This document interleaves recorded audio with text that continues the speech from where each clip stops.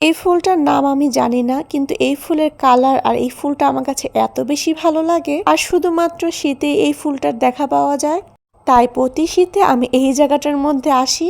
গাছ থেকে ফুল ছিঁড়তে আমি পছন্দ করি না। দেখেন গাছের নিচে কত কত ফুল পড়ে আছে, আমি এখান থেকে ফুলগুলো কুড়িয়ে নিচ্ছি। কেউ যদি এই ফুলের নাম জেনে থাকেন অবশ্যই জানাবেন। আমার তো এই ফুলের কালার অনেক বেশি পছন্দ, আর এই জায়গাটা আমার ঘুরতে অনেক বেশি ভালো লাগে। বিকালে যখন আমার সময় না কাটে তখন আমি মাঝে মাঝে এই জায়গাটার মধ্যে আসি। গাছান্ত পরিবেশ আর গাছে গাছে অনেক অনেক ফুল, দেখতে আমার কাছে ভালোই লাগে। এই হলুদ রঙের ফুলটা অনেক বেশি সুন্দর। এই জায়গাটা অনেক বেশি সুন্দর, আর হাঁটতে হাঁটতে যখন এরকম ফুল দেখি, প্রাকৃতিক পরিবেশ দেখে আমার কাছে অনেক বেশি ভালো লাগে। পাশেই কিন্তু ছোট্ট একটা লেক আছে, যেখানে কিন্তু অনেক অনেক মাছ আছে। তো আমরা দাঁড়িয়ে দাঁড়িয়ে একটু দেখছিলাম, কয়েকটা মাছ আছে এখানে, গুনছিলাম। ছোট ছোট অনেক মাছই এখানে দেখতে পেলাম। আর আয়ান তো মাছ খুঁজছিল যে কোথায় মাছ আছে, আর ও এই জায়গাটা আসলে শুধু মাছ খুঁজে।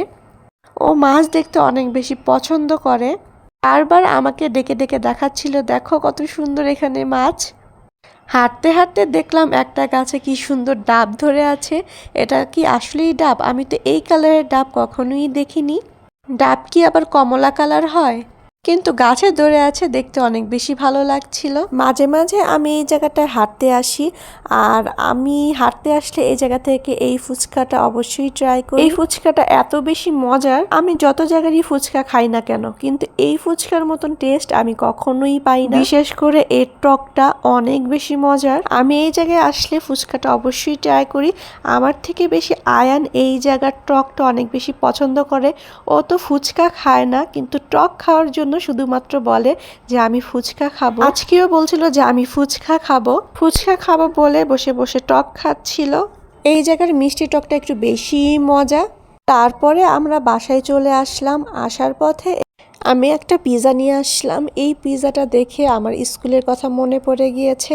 স্কুলের ক্যান্টিনে আগে এরকম পিৎজা পাওয়া যেত, আর পিৎজাগুলো খেতে অনেক বেশি মজা হয়। তাই ভাবলাম এই পিৎজাটা নিয়ে দেখি মজা লাগে কিনা। বাসায় আসতে আসতে দেখলাম পিৎজাটা অনেক বেশি ঠান্ডা হয়ে গিয়েছে, তাই আমি একটু গরম করে নিচ্ছি।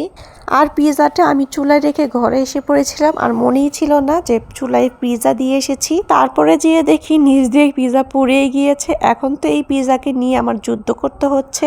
কোনোভাবে এই পিৎজা আমি কাটতে পারছি না। কি পরিমাণ আমি চেষ্টা করতেছি, মানে আমি যুদ্ধই করতেছি পিৎজার সাথে, কোনোভাবেই কাটতে পারতেছি না। আর পিৎজাটা অনেক বেশি গরম হয়ে গিয়েছে, তো টানাটানি করছিলাম, কোনোভাবেই দেখি ছুটে না। তো বাধ্য হয়ে এক প্রকারে হাত দিয়ে ছিঁড়ার চেষ্টা করতেছি, দেখি ছিঁড়তে পারি কি না। কিন্তু পিৎজাটা সফট ছিল, কিন্তু নিচে পুড়ে গেছে বলে এখন আমি ছিঁড়তে পারছি না। আর পিৎজাটা খেতে মজাই ছিল, যদি না পড়তো তাহলে আরো বেশি মজা লাগতো। পিৎজাটা অনেক বেশি সফট ছিল, না পড়লে মনে হয় আরেকটু বেশি মজা লাগতো।